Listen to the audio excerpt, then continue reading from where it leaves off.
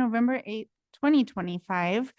We are coming at you from City Hall as usual. And today's topic is the Dawes Laws. It's a topic that I don't know a whole lot about, but I am interested to find out more about how this all got put into place and how we can use it in our genealogical research. So I will hand it over to our presenter, Terri Meeks. Good morning, and thank you for joining us this morning. We're going to talk about Native Americans. This is Native American History Month. So we're going to look into the Dawes Law, as well as some other laws that relocated Native Americans to reservations. One of the first acts that came along was the 1830 Indian Removal Act.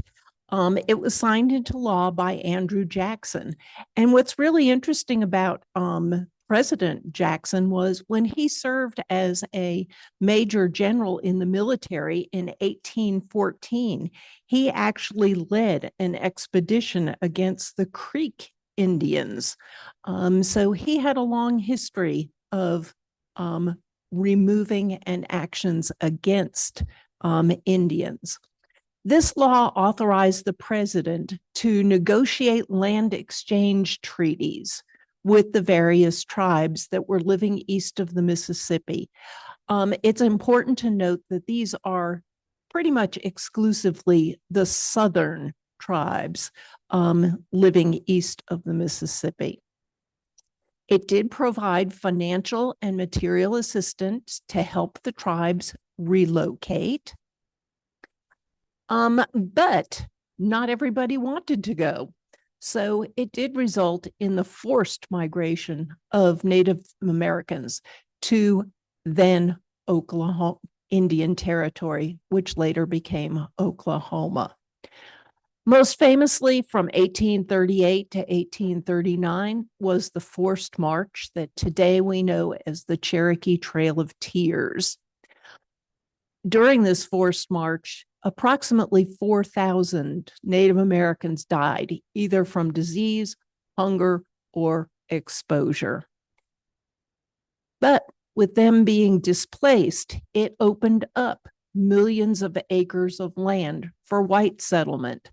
So this is essentially major parts of the South, which were now going to be opened for the cultivation of cotton, rice, etc., and the expansion of slavery.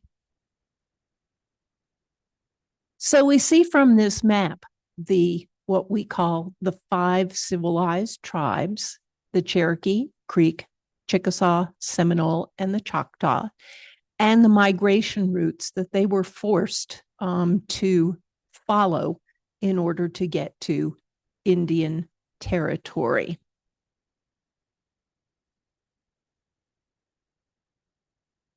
When they got there, the land had been apportioned to the tribes.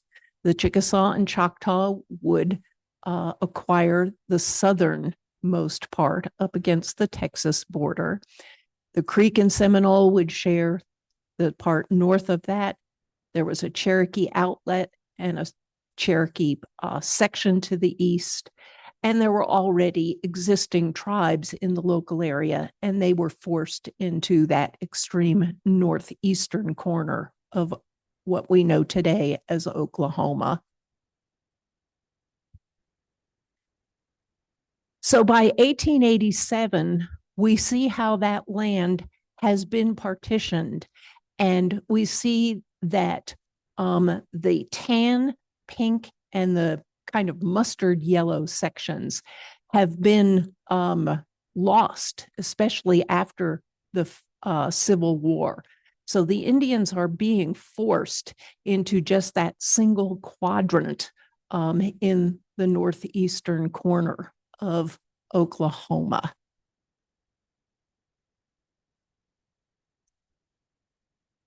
So in 1887, we're talking 57 years later, the Dawes Act is established. It regulated the land rights in the tribal territories within the United States. So this is within Oklahoma. It was formally known as the General Allotment Act.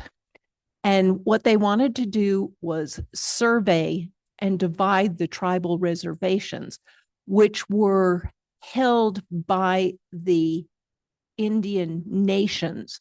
They were still communal holdings. And the purpose of the act was to break up those communal holdings and into allotments that would be private property for each person in the Native American nation. The land would be given to heads of the family as well as wives and children. The act would allot the head of the family 160 acres. And here's one of those caveats. Those who accepted the allotment would have their land protected in a federal trust for 25 years. And at the end of that period, they could receive the title to the land and they would receive full citizenship. But the first thing we need to do is start changing things. Later amendments raised the maximum allotment to 320 acres, but in turn, they lost that protection. So they may not, after the 25-year period or a shorter period of time, they may have lost their rights to ownership and citizenship. When they divided up this land, there were fewer Indians than there was land. So any unallotted sections of land was open to non-natives. They were first allowed to lease allotments, and eventually they were allowed to actually purchase the land in those areas. One of the things that this did by breaking up that communal system was it was forcing the Native Americans to abandon their tribal system, and they wanted Indians to be assimilated into white society. Before they could actually disperse the property, how did they know how many people were going to get land, etc.? They had to determine who was eligible. And this was done by the percentage of Indian blood that each person had. This law was passed in 1887, but it was implemented on a tribe-by-tribe basis. And as we will see, the Dawes Commission itself, which would actually decide who was eligible and who was not, didn't convene until 1893. Although not part of the Dawes Act, the Hunter Act in 1895 was applied in a very, very similar manner. It provided for the distribution of individual land allotments to Ute families. The land not taken by the Utes was open for general homesteading. So we are talking pretty much about Colorado. And before the Hunter Act could be implemented, the Utes had to agree to the terms. There were 3 separate bands of Utes. 2 of those bands were in favor of the Hunter Act and were willing to go along with this. So they distributed the land to the heads of household for these 2 tribes. However, the third voted unanimously against the propositions that were contained in the Hunter Act. Thus, a problem. I forgive me because I'm not going to even try to pronounce these. They actually had approved a congressional bill in 1888 that allowed them a portion of land in San Juan County in Utah. And in 1888, they did actually move to Utah. But while this bill was going through Congress, it actually was never passed. It failed the congressional vote. So it forced all of this band to move back to Colorado. They refused to actually return to the old agency grounds, and they did establish a camp on the western end of the Southern Ute Reservation. So the Southern Utes, the parent tribe, was separated into these two separate groups. The Ute Mountain Reservation was the westernmost. The Southern Ute Reservation, the home to the other two tribes, was the eastern part. And from the map, we see the Ute Mountain on the left and the Southern Ute on the right along the southern Colorado border. It's interesting to note that over this period of time, from the late 1880s up until 1900, there were numerous censuses conducted by the federal government for the Indian populations. This happens to be a special schedule that is part of the 1900 census schedule. So, all the way up until 1945 or 1940, the government was enumerating Indians on their reservations and other locations. So, and this was part of the administration of the Bureau of Indian Affairs. We're going to look a little more closely at this, and we see that it is part of the Southern Ute Reservation and the people that are enumerated in this part. You'll notice under occupation that they are listed as ration Indian. And that means that they were financially dependent upon the U.S. government for their basic subsistence. On the lower part, towards the right, we also see that they were living in movable housing as opposed to stationary housing.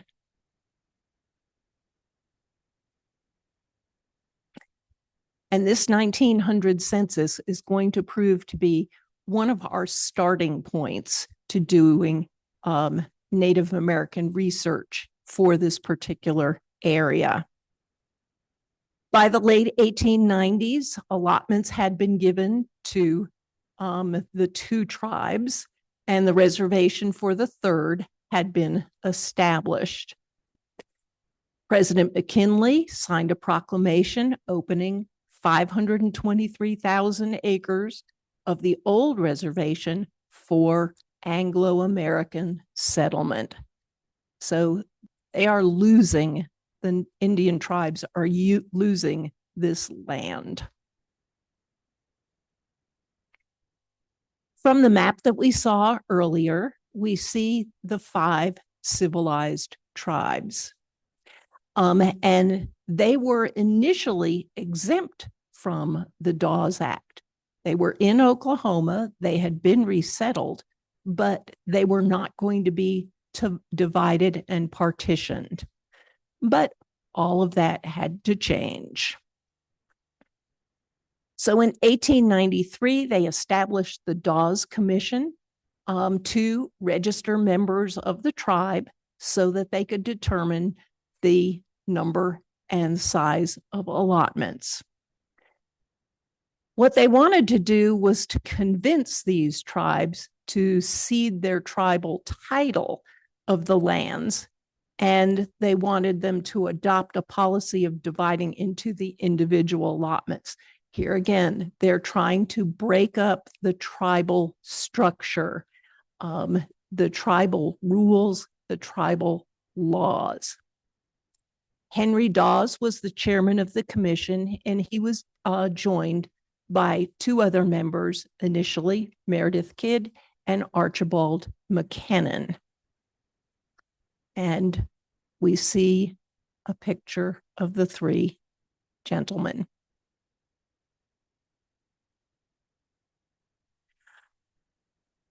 In taking the census, they required the individuals to claim membership in only one tribe. So they could not be members of two different tribes. A family had to go for one tribal membership. The registration would be maintained in a national registry, and they would determine whether people had the correct blood to be members of the tribe. They did actually go to the individual tribes to obtain membership lists, but they were not able to get an accurate count. In 1896, here again, they went back to the individual tribes to obtain membership lists. And by this time, the Indians had figured out this was a land grab, and they actually refused access to their tribal rolls. So the applications that were made during 1896 could not be verified, and the applications were tossed out. And we see from Ancestry that they do have the Dawes Commission Index, and these are the ones from 1896 that were overturned and thrown out. And we'll see another name appear again later. And just as an example, we see the record.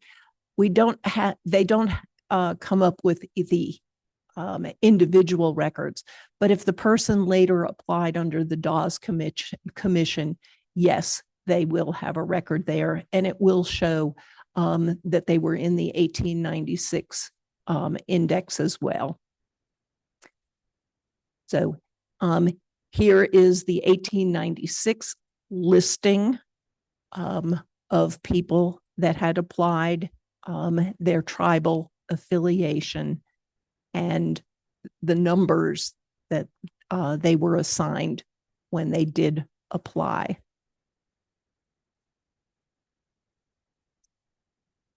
So in 1898, we see the Curtis Act, which transferred the authority to determine members of the tribe to the Dawes Commission.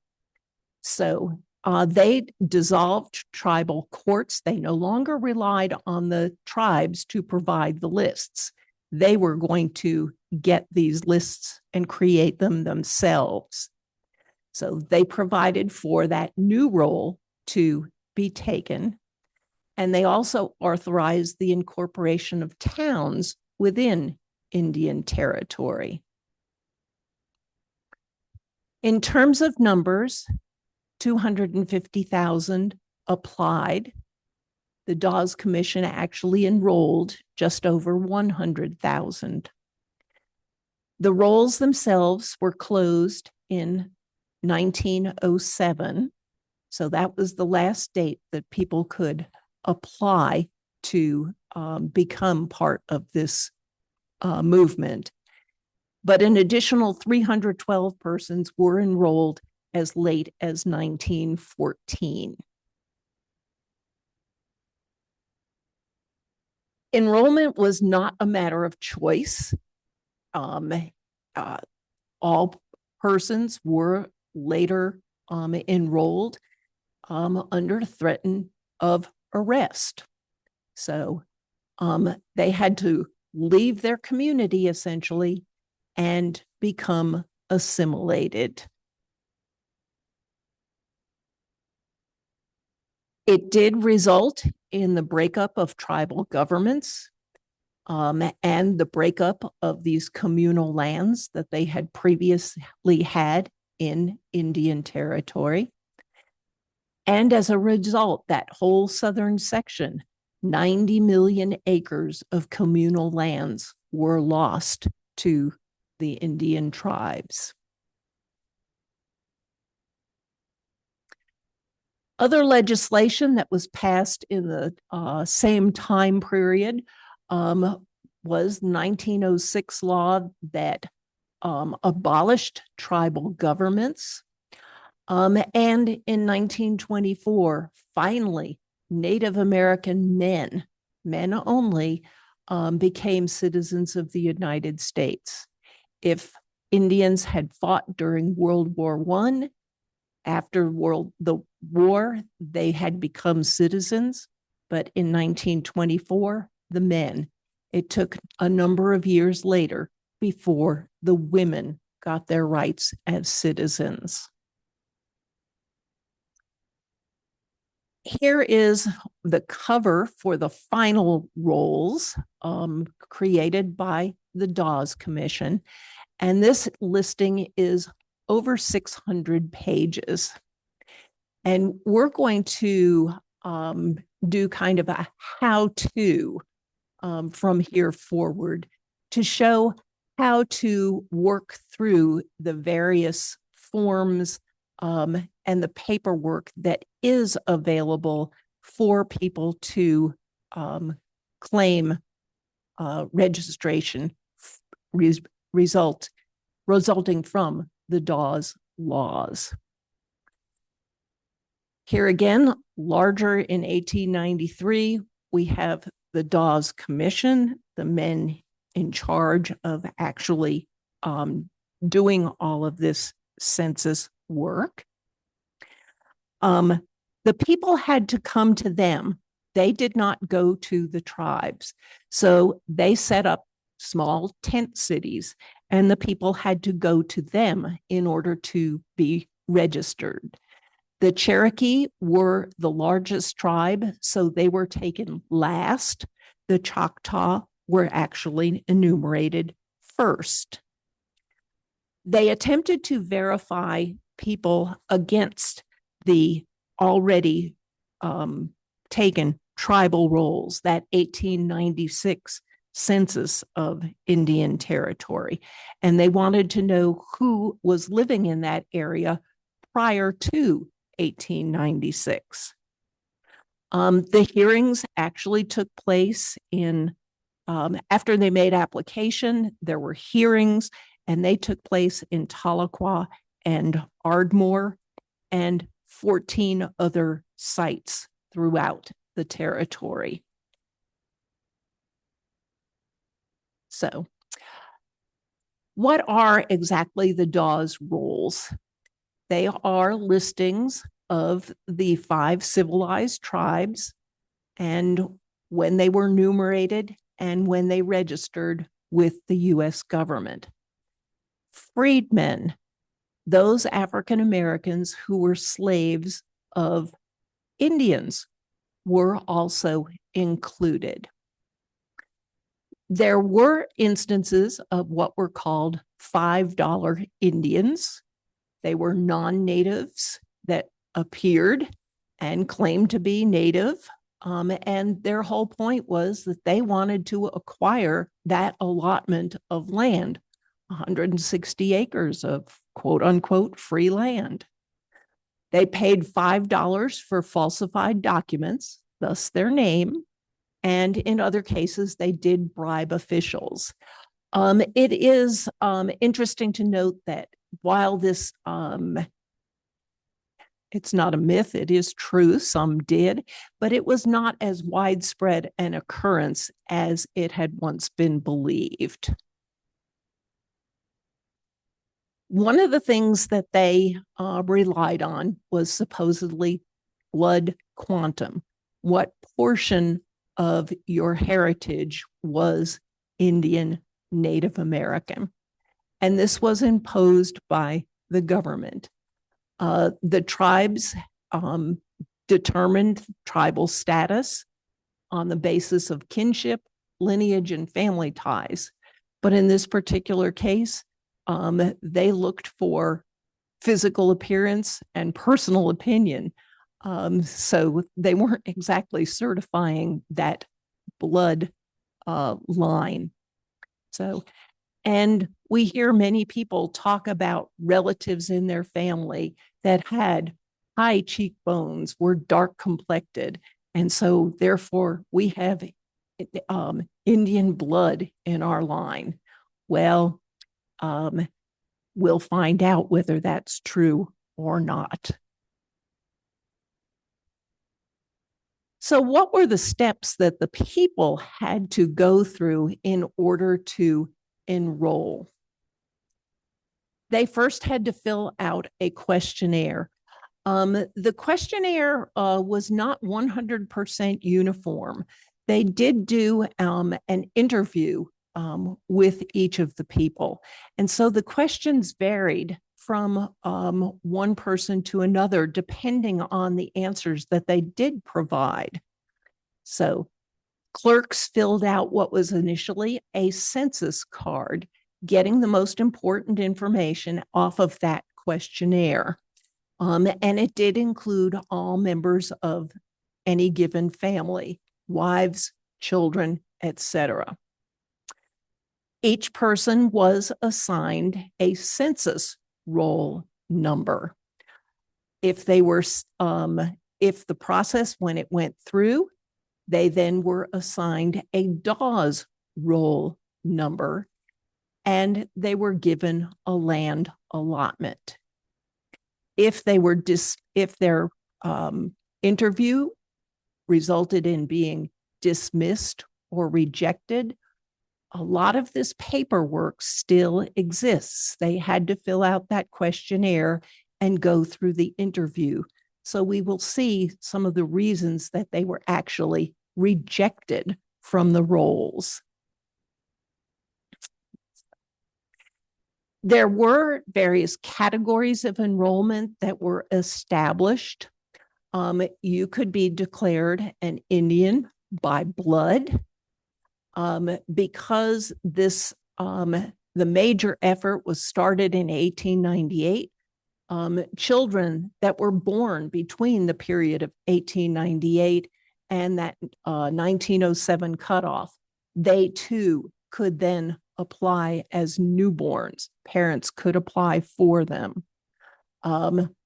Minor children who were on their own could apply for citizenship. If a person married either into a different tribe or into the Caucasian culture, they could be admitted by marriage. And of course, freedmen, those that were African American but set free, could apply. From the Ancestry card catalog, if you look up Native American, you will come up with a listing of the various documents that are available to prove or be rejected by the Dawes Commission.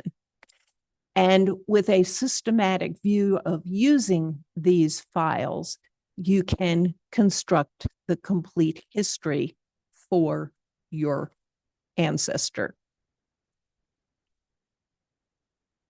So your first step is you want to verify that they actually lived in Indian territory between the years of 1898 and 1914. So one of the key elements for that is that 1900 census. You then want to search for their enrollment card. And the file from Ancestry is that Native American enrollment cards for the 5 civilized tribes. And when you find that, you want to note that census card number and or the Dawes roll number. Then you want to search the Dawes census card. And this is the Ancestry file that you would use for that. And if they were approved, you want to attempt to locate the allotment. Where was their land when they received it? One of the things to note is in an allotment that the land might not be contiguous pieces of property. They may be separated.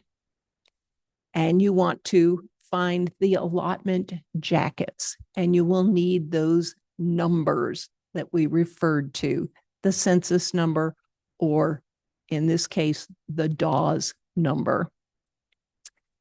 If approved, dismissed, or rejected, you need to search for the application, because the application actually does give the decision of the commission, and it does give an explanation as to why someone was either dismissed or rejected, as well as all of those that were approved. So let's take a look at some of these cases. We have the family. We've located them in the 1900 census. And we have Tom Martin, his wife, and 3 children. And then we're going to look and see, does he have an enrollment card? And we do find, based on his birth about 1870, that he is Tom H. Martin. He is part of the Chickasaw Nation, and he is supposedly, his affiliation is by marriage.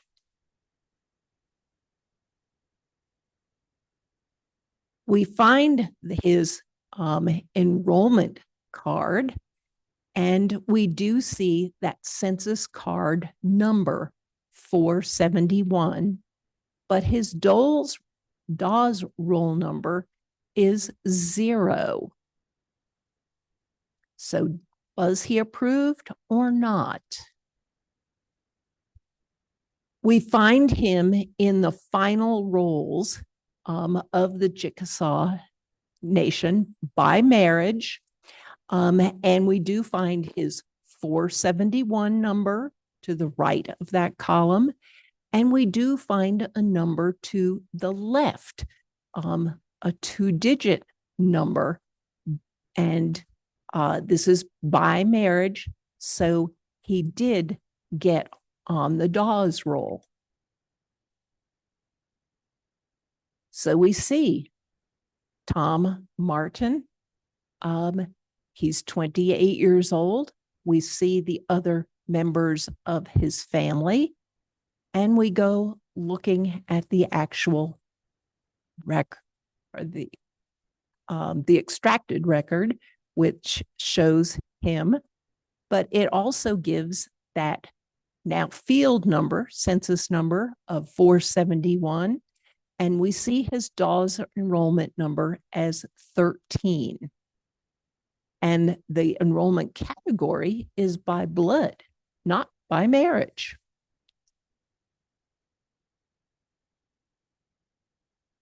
And we do find his actual card. And we see in the upper left-hand corner the IW13. He is an intermarried white person. Each of those separate numbers, 1386 through 1389, for each member of his family, they are Dawes enrollment numbers, and each one of them did receive a land allotment, even though a child was less than a year old. We also see parents' names, father's name, mother's maiden name. and any tribal association for them. When you find one of these cards, it's really, really interesting. You need to read all of the information because sometimes there appear to be conflicting information and you wonder, how did they resolve this? But that's when the application also helps out. So they're all on the Dawes Rolls. So now we need to find out where their land was. And we do have folders. The first one is for Tom. And he is being allotted. It doesn't say at this point. We have a value of $1,040 for his land. He is of the Chickasaw by intermarriage, the IM, and he's number 13 on the Dawes list. And we see an actual accounting of the land allotments. He got two 40-acre sections, and then down at the bottom, smaller sections of land. In some cases, they do actually provide a map, so you can see where those sections of land are. And in this case, they are contiguous.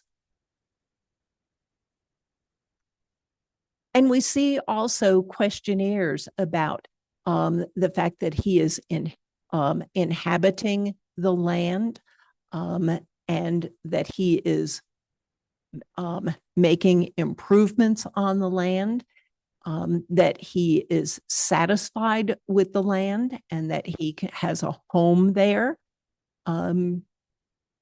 So good information. And you have to follow on for each one of the members of the family. His wife, Ida, she received land allotments as well. His children, Tom, Ida, and Verbeth, the infant, they also received land allotments.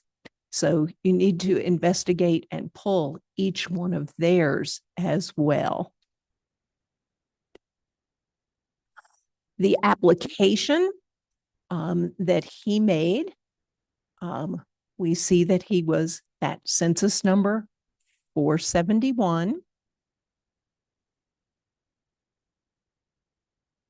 in Muskogee Territory. And here is the first part of his application. Here is the first part of the questionnaire. And they ask about the person's name, the relationship, when they married their wives. Are they the first and only marriage? Are they a second marriage? The births of children, and other how long have you been living in Oklahoma Territory?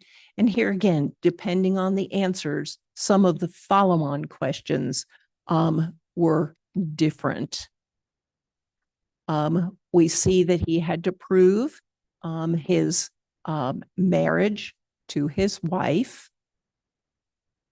And we finally get a decision where his wife, he's approved by intermarriage. His wife and children are approved for allotments by blood. We also have a whole series of dismissed and rejected. So we have William McElrath and his family. Here again, we find them first in the 1900 census. And we see his wife, Rosie. She is in the 1896 Indian census as well. She's listed as the wife of William, and she is appearing on that 1896 census. So she would be accepted. But why are they rejected? Here again, we see her, but she is lined out on the census record. And we find out that Rosie actually died in 1901. So her case is being dismissed. And eventually it is rejected because of her death.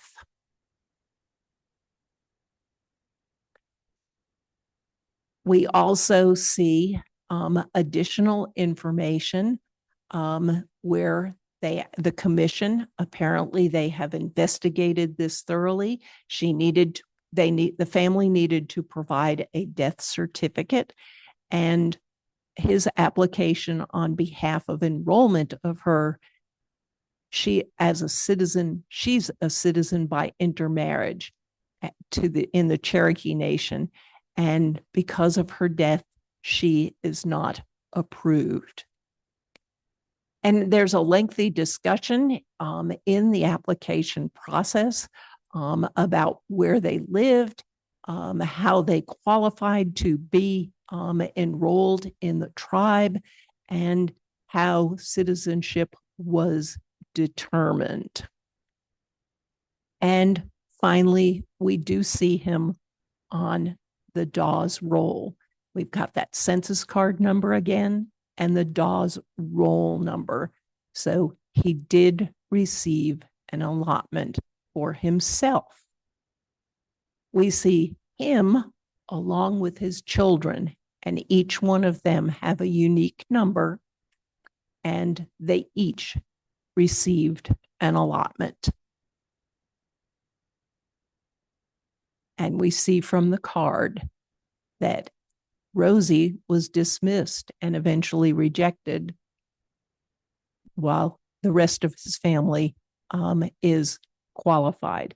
And here again, it gives his father's name and his mother's name.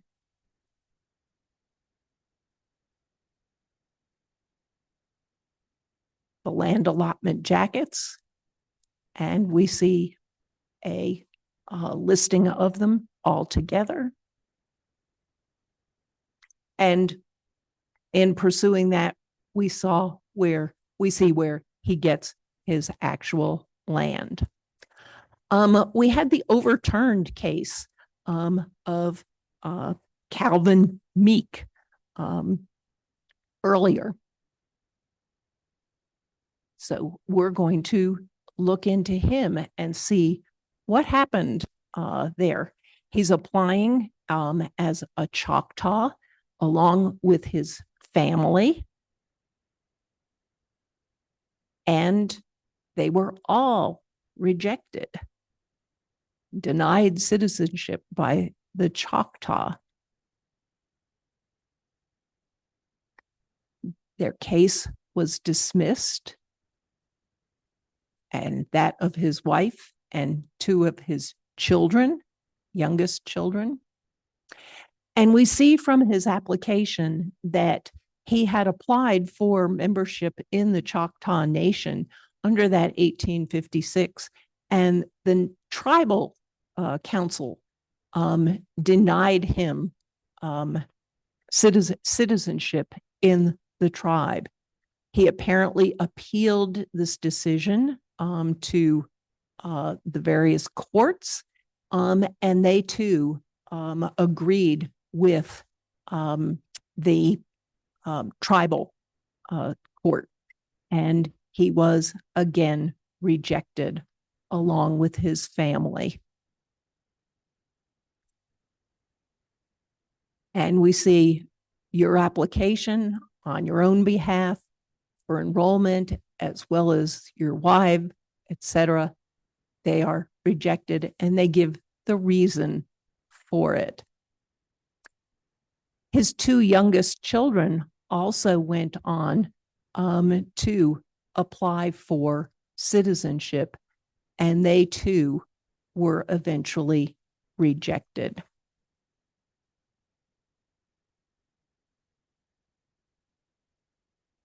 Freedmen, they were usually part of the Seminole territory. So we have, once again, starting with that 1900 census, we're going to look at the family of John Cujo, and we see grandchildren, sons, daughters, etc. We see an extensive number of people with varying names. We also see that John is quite elderly, 85 years old. He is on that 1896 census with the various members of his family. And we see that they did qualify from that left-hand column. We see all of their unique numbers for qualification on the basis of being freedmen. This card comes in two sections. Here again, we get the information about who the father and the mother are and any tribal affiliation for them. And we go looking for their allotment. John did get an allotment, but we note on the top that he is deceased. So one of his children and his wife apply on the basis that he was alive at the time. He was a resident in Oklahoma at the beginning of this process, and they are applying to get his portion of the land as well, and it is approved. And he actually gets that small square, and the questionnaire is filled out by his wife, giving all the information about their wife, her marriage, the family, how long they've been living in Oklahoma, the fact that they did register with the Cherokee, or excuse me, I believe it's the Seminole, as freedmen.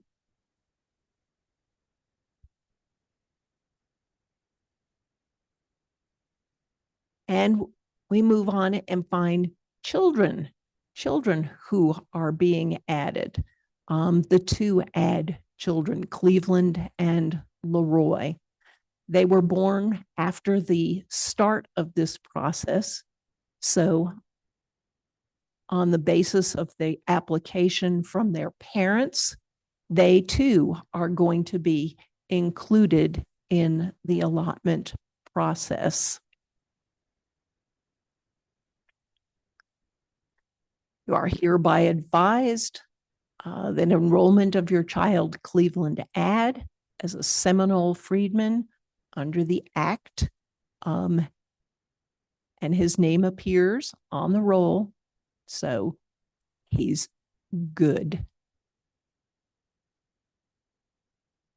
And we have testimony from the midwife that delivered him. We see him as a newborn on the Seminole roll. We see where he and his brother Leroy are actually accepted for enrollment in the Dawes Commission, and that they are going to get land. Administered by his parents. The Delaware tribe, they were known as the Cherokee Delaware or the Eastern Delaware. And for the most part, they were based in the Bartlesville, Oklahoma area. And with a very similar process, we look at the 1900 census, John Ketchum. We see that he is both on the census roll as well as the Dawes roll. We see him on the listing. We see him alone. And we see him by himself on the Cherokee Nation Delaware roll. What is interesting about this particular case is that his family, his children, also eventually did become enrolled. Even though the card is crossed out. What is interesting, we find out in we go through all the paperwork where they appear on the various censuses. What is interesting in this, and he did get his allotment as well as each of his children got allotment. But from the questionnaire, we discover that his wife was never officially enrolled by her father into the Cherokee tribe. So even though she had married him, she never qualified for the situation, but based on his qualification, his children in turn did receive it. And it is all this information that is contained in the actual application process that you want to read when diving into these. The Mississippi Choctaw, they were a small population of about 6,000, and they actually refused to move to Oklahoma. They stayed in Mississippi. So we do find them in Mississippi in the 1900 census. We find Mr. Baptiste Taylor, his wife, and children. We find their questionnaire and how he pretty much answered yes to every one of the questions as far as his registration as a Native American. And we see how his questionnaire is considerably longer than some of the others that we have looked at earlier. So the questions changed based on the answers provided, a thorough dig into their history.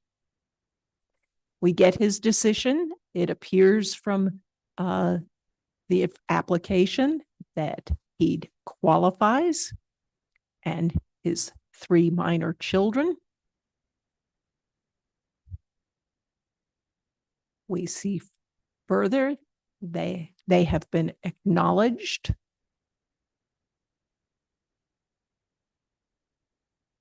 And we see their numbers.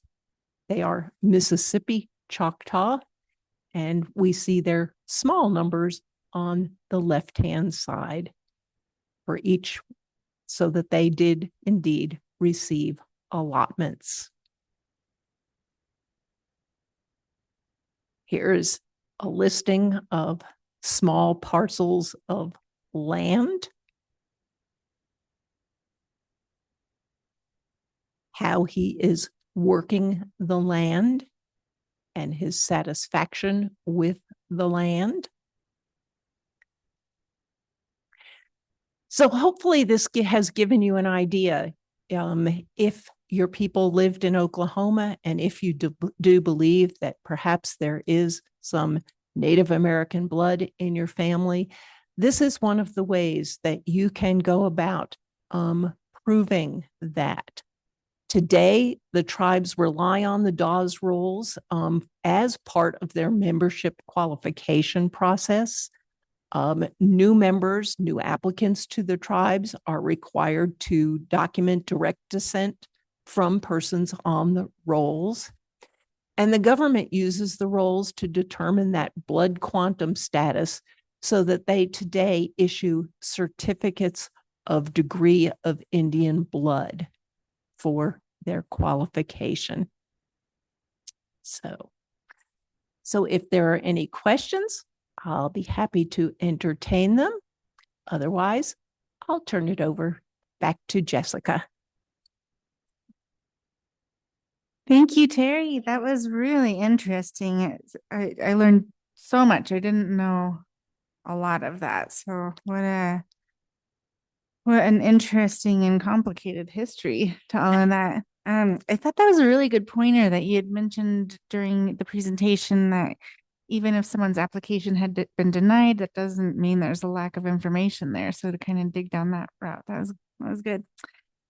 So with the holidays coming up, we're kind of wrapping it for the year. Next time will be January 10th, 2026. Company towns, which we know there were some here in our area locally. So that'll be great. And then as far as museum announcements, on the 21st of this month, so November 21st, we have our community coffee and conversation down at the Royal Gorge Regional Museum and History Center. Everyone is invited to come join the conversation, and it will be on political office and local elections. So if you have any memories or any stories pertaining to that, come on down. Thank you.